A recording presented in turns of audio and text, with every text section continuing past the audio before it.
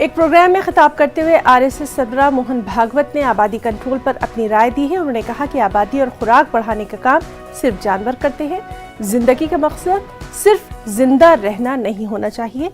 इंसान के बहुत से फराइज हैं।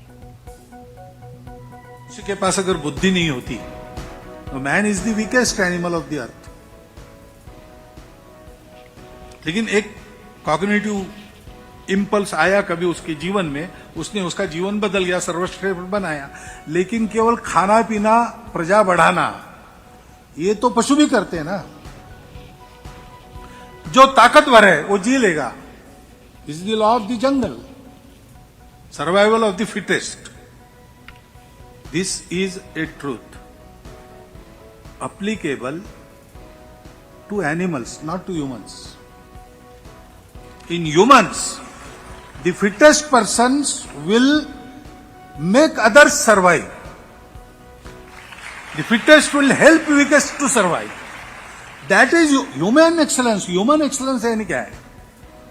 Excellence in everything.